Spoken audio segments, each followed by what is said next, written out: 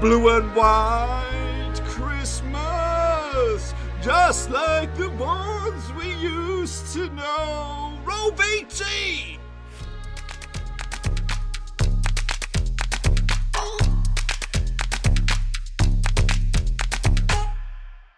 That's right, folks, back once again with another match review. This time we're picking apart Blackburn Rovers' latest match, and should I say, latest victory up against Bristol City. No longer at Thrashton Gate, it is Ashton Gate. 2-0 winners in the end for Blackburn Rovers. Coming out on top, we'll talk about that in just a second. If you're new to the channel, smash your subscribe button, keep your bang up to date with all things Blackburn Rovers related, championship related, world football, look at all here. Anwaroski, that is right. Let's get going and take a little look at this match in a bit more detail, shall we? So, obviously, Thrashton Gate no more. How many people were there? There was 21,181 people in attendance to see this bad boy. As Rovers came out on top, 2-0 winners, courtesy of Bradley's goal. Not Bradley Dacarino. No, didn't even bother with him today. We were that good. We didn't even need him, or words to that effect. But Bradley Johnson, big BJ, cheeky, up steps him, left peg, rips the roof off the net from a nicely worked corner. I never thought I'd see Rovers pull off some sexy moves for a corner, but we did. A nice little routine. So 2 minutes on the clock. Rovers were in command, but it would have been a completely different story had Ashley Williams put the ball in the back of the net with a glorious opportunity, again, from a corner. I think it was a corner. Anyway, the ball ended up towards Williams, had a free header, wide open goal, and guess what? It puts it wide. I think if you are one of those fortune tellers or tarot card readers or whatever, you would think, yep, it's going to be one of those days for Bristol City, and it just was. It just nothing really clicked for them, and we all know Bristol City are better than this. But today it was our day, and we don't. I'm reveling in it because we don't get performances like this, especially when our best player was have his feet up, watching from the touchlines. The second goal was in the second half. Obviously, Bristol City chasing for it. We are just doing our absolute best to keep it 1-0. But as Bristol City are pressing, there was holes and opportunities for us to maybe get a second. And we duly got the second. Adam Armstrong putting the ball home, courtesy of another cheeky BJ assist. So he had an absolute belter today, and it wasn't just those two. We could have had 3 or 4 if we were lucky. I think Gallagher had an open shot and another open ability to put the ball in the back of the net early in the first half. And also, I think Bradley Johnson also had another rocket saved by Bentley between sticks. But obviously, the story is not written in the scoreline, it's also written in the stats as well.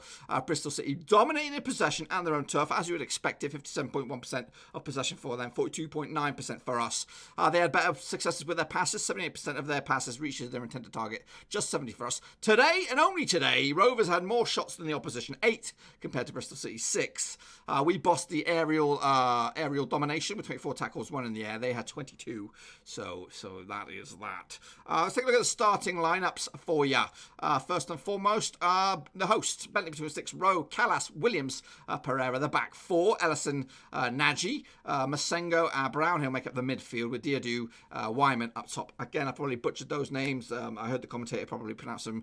Naj was the midfielder, and something else for this attack, I don't know. But it wasn't their day. I'm completely honest with you, very worried about this game, intimidated even. I thought they were going to, because they turned us over last season quite convincingly, 4-1 I think it was. That's why I dubbed it Thrashton Gate. But guess what, folks? It is now Ewood Park 2.0, because that's it. We bossed it. This was Rovers' performance players for the day. One between sticks, Bell, Lenihan, Adebayo, and Nyambe makes up the back 4. With the flat man midfield, Bennett, Johnson, Travis, and Holtby, Gallagher and Brereton make up a 2-man strike force up there. So, you know what? No Dacarino. Who cares? You know, we play a completely different style of play. And we actually played very well today. I thought it was our best performance of the season. You know, obviously an early goal does you the world of good, changes the whole ethos of the game, and maybe that suited us to the ground. It didn't suit Bristol City having to chase it and be pressed and to, you know, having the burden of expectation on their shoulders. I just think they don't like that atmosphere. But one of the critical statistics I got pumped into my ear by the commentator was that Bristol City scored the majority of their goals within the final 15 minutes of the day. But today, it was us. They got the crucial second. Let's look at my match ratings now for you. I've got this running on two machines. So Walton, he got himself a big fat 7. Bell got himself an 8. Lennon got himself a big fat 9. Well done for him. Thompson Barbayo gets himself an 8 as well. Ryan Niambi with a commanding 9. As for Bennett, he gets a 7 as well. Johnson with an 8. Tremendous performance from him. Travis gets a 9. Holtby again, decent performance. I think he was substituted, so I'll give him a 7 for that. And up top, Gallagher and Brereton got himself 7s. Really, it wasn't their day, but hey, what? You know what? They are there to put the ball in the back of there, but they just put a commanding shift up top. Relentless energy. And then, you know what? When things start to flag a little bit, I was looking at the bench, I was thinking, what are we going to do? What are we going to do? Who are we going to bring on? Are we going to bring on Graham? Slow-ass Graham? Nope, up steps Armstrong, puts the ball in the back of the net. Oh, what a commanding performance. Let's take a look at the shots here now. We actually had 5 shots on target. So 8 shots on the day, 5 on target. That's a great return for us. Other teams may have that regular week in, week out. But for us, that is pretty shit hot. I'll take that to the bank. They had more touches, 684 to our 560. They also had more passes, 473 to our 359. But the tail of the day was the goals. And one of those will go down as a definite goal of the season contender for Rovers. I'm not saying for the championship, but it was an absolute barnstormer. And Johnson's been out of the team for months, I would say, and now he's given Mowbray a bit of food for thought here. What do you do for the next game against Wigan in front of the cameras? A chance to get another 3 points, big chance, big opportunity. But we shouldn't underestimate Wigan at all. I think they're not a decent side. That's hard to say. They are a banana skin waiting to happen. We've come here, we've done well against Bristol City, we've performed well against Swansea, we've beaten Stoke on the road. We've also picked up some really good home wins as well. Wigan, I'm always nervous with Wigan. Hopefully we can continue our fortress that is Ewood Park against them. But I'm not gonna lie, elated with this result. This one was one that I thought, you know what, if we lose this could be a right good old party pooper for the month of December. But we picked up a whopping 7 points out of 9 games. And those were 3 tricky-ass games. I did not fancy our chances looking back at them. But I'm going to hold my hand up and thinking, you know what? We'd absolutely tremendous. Anyway, folks, let's take a look at the heat maps. Every heat map man just like me. To the right-hand side, it was Brownhill causing all kinds of problems for Bristol City. The Ellison fella, he was also a little bit of a handful in the first half. Second half, not so much. Diadu again was all over the place, like Jordan Ayew or Andre Ayew the other day for Swansea. As for Rovers, I don't know who to give my man of the match to. I thought Nyambi was decent, Lennon was decent, Travis was decent, Johnson was decent. It was a well-oiled machine out there. It just didn't look like the Rovers of yesteryear. If you turn the clock back 2 months, you know what? We would not have had a performance like this. It's just, I think that the camaraderie is back. Everything seems to be working nicely. But you know what? Massive difference to Rovers from 2 months ago is Darragh Lenihan. What a commanding centre-back. We lose him, we lose a bunch of points big time. So either we get reinforcements for that centre-back spot or what? I don't know. We need to wrap him up in cotton wool, bubble wrap, whatever you can do and keep Darragh Lenihan in the squad. Because without him, I think we are a much worse side. I think we could probably cope without Dak. That's a brave move to say, but I think we cannot cope without Darragh Lenihan. I think we would fall down that table like a flipping stone. But anyway, that's the heat maps. Obviously, the Rovers one doesn't look that much because predominantly we didn't have much of the ball, but when we had the ball, we made it count. We got the ball up to the other end, and we did create a lot of chances. So that was tremendous. An absolute tremendous performance by Rovers. I'm all over the place here. Let's take a look at what else went on out in the Championship this past weekend. Well, there's some goals galore in Charlton down the valley. 2-2 draw in the end. Charlton 2, Hull City 2. In the early game down the Midlands, Birmingham 2, West Brom 3. And that put them top of the pops. And they stayed there because Leeds could only muster a draw. We'll talk more about that in a second. Barnsley, though, 8-goal thriller. 5-3 winners over QPR. Gets them moving as well. Still footed to the table, I believe. Millwall picked up a massive away win against Derby. 1-0. Swansea get back to winning ways as well. 3-1 win over Middlesbrough. Maybe it is the end of the Woodgate. We'll have to see. Stoke 0, Reading 0. 2 teams that are struggling to get points on the board. Preston go back to winning ways as well. 2-1 win over the Hatters. Brentford 1-0 winners over Fulham. That was a bit of a local affair down there. Wigan 1, Huddersfield 1. As mentioned, Leeds 3, Cardiff 3. Barnstormer. I think Leeds were 3-0 up in that one and then come away with just a point after a tremendous fight back. by Cardiff City, showing her Neil Warnock ways in a younger tracksuit. Then Nottingham Forest lost, absolutely shambolic, 4-0 to Sheffield Wednesday. Guess who was on the score sheet? Not once, not twice, but 3 times. Oh boy, Jordan Rhodes, JR, the main man, with a hat-trick, a stunning hat-trick. A first half hat-trick as well, so credit to him. Oh, once a Rover, always a Rover. But let's take a look at what the table looks like. West Brom lead the way out at number 1. West Brom leads the second with 47 points. Preston, Brentford, Sheffield Wednesday and Fulham are in the playoffs. Down the bottom, Barnsley, Wigan and Stoke.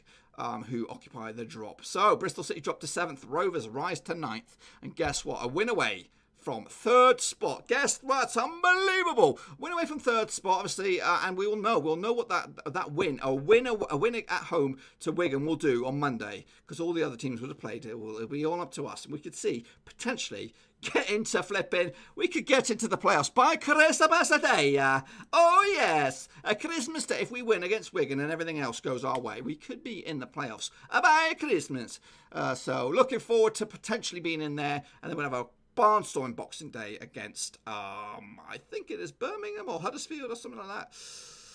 Again, a very winnable couple of games on the horizon for Rovers. Anyway, that's in fact, let's take a look at our next match. Obviously, Middlesbrough take on Stoke on Friday. Must-win games for both sides there. Cardiff against Preston's the early game on Saturday. It's Reading Derby, QPR Charlton, Hull Birmingham, Millwall Barnsley, Fulham Leeds, Luton Town against Swansea, West Brom against Brentford, that'll be a tasty one, Huddersfield against Nottingham Forest, and on Sunday it's Sheffield Wednesday against Bristol City. But the game of the weekend will be on Monday Night Football, Rovers against Wigan Athletic, and I will probably do a watch along on that guy. I don't know. I think the games I've not been doing watch alongs, we've been winning, so I might have to sit it one out just to keep the juices flowing, folks. But anyway, you've heard a little bit of what I've had to say. What about the gaffer? What did he have to say? Here's Tony Mowbray and his thoughts after the big W against Bristol City. Yeah, I think so. I think it incorporated a lot of different things, of course. Spirit, togetherness, camaraderie, all the stuff I talk to you about every week. And not a shortage of talent, really. Kept the ball the last 15 minutes, having watched them on Tuesday.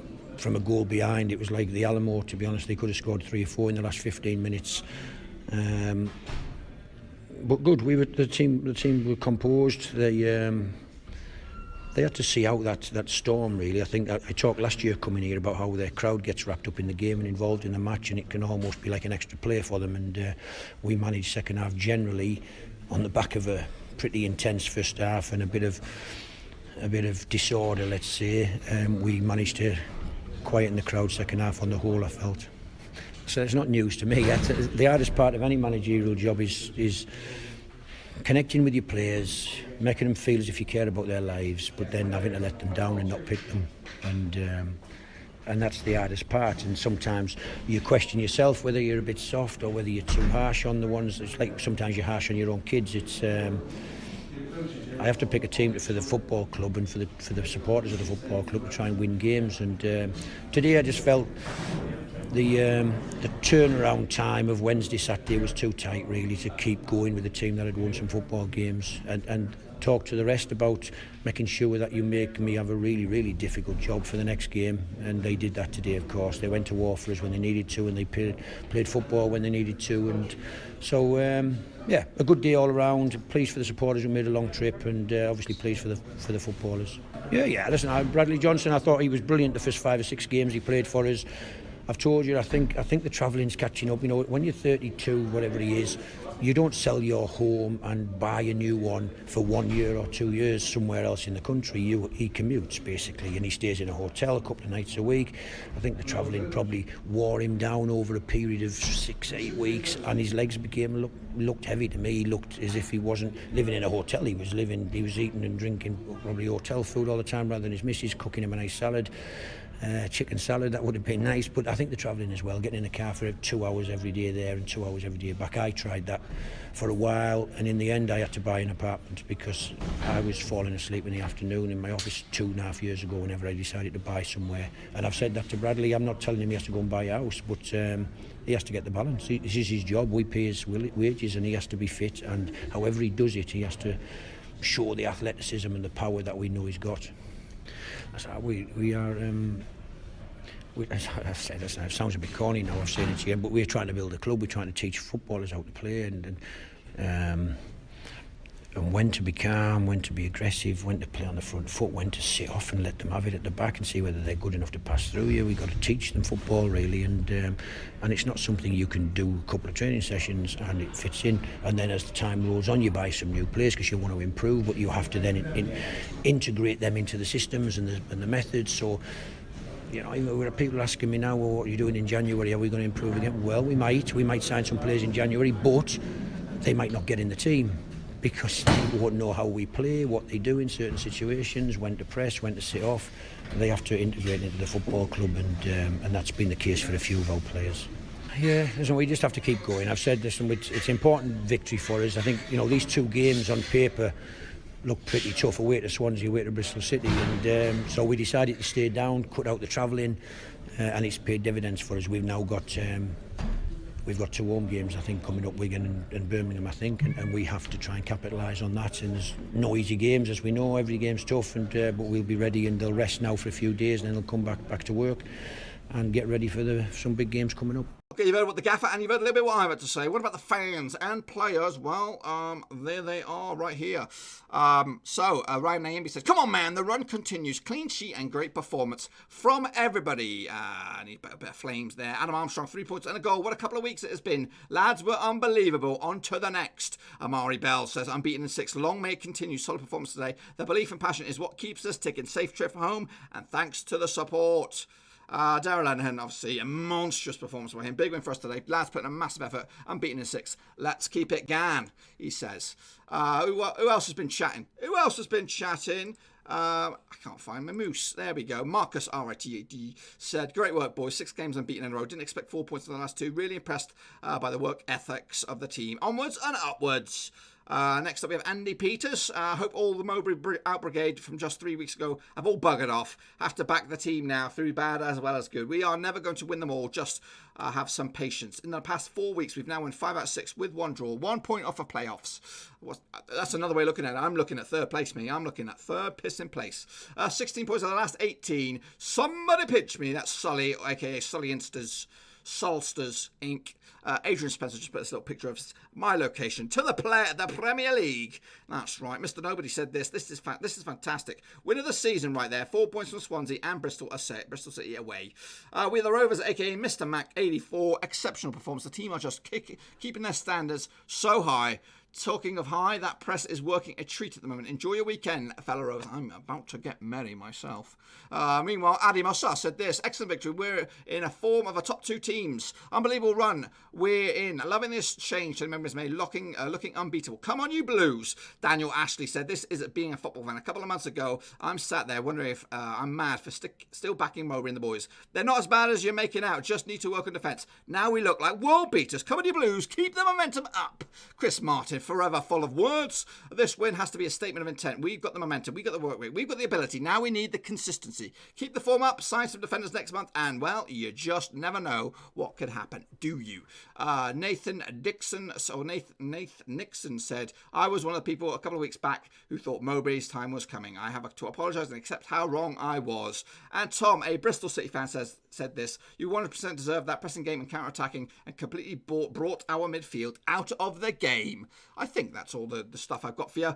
But yes, what a tremendous performance. I really cannot believe it. I know it's Bristol City have to be considered as one of the playoff favourites, and they will do even after this result. They'll get back to winning ways. I'm not saying we are better than them or we are better than any of the teams above us, but you know what? Football is funny. It does circles like this. I'm just hoping we can stay in the right track and keep this momentum and positivity going, because we're only 1 or 2 injuries away from a shipwreck season, and we can end up back in mid-table, and the negativity will return. So let's hope that doesn't arise, and we can continue to go strength to strength and get better and better, because we have a couple of winnable games on the horizon now, which could very much put us seriously into that top 6 situation, and maybe, just maybe, we can have a fantastic season. But anyway, folks, give me your thoughts and opinions about the result in the comment section down below. I'll be back. It'll be a little bit later on this week. Obviously, we got till Monday, till like 23rd, so probably the preview for that game won't come out till about Wednesday or Thursday, so it'll be a little bit later than usual. But don't forget, I still got my championship predictions on the channel very, very soon. Maybe Monday, I'll try and suck them bad boys out of there for your leisure. But anyway, again, absolute chuff. Make sure you smash that thumbs up, smash a subscribe if you are new to the channel, boys and girls. Plenty of coverage on here, whether it be Euro 2020, Champions League, Premier League, or even the beloved blue and white. Got it all here under one roof ski. I'll see you all next time around. Thanks again for watching. Please like, share, and most importantly, hit the subscribe button to keep you bang up to date with all things Blackburn Rovers related, Championship related, football related. We've got it all covered right under one roof. And while I still have you, please be sure to check out some of the old videos scattered along here. I hope.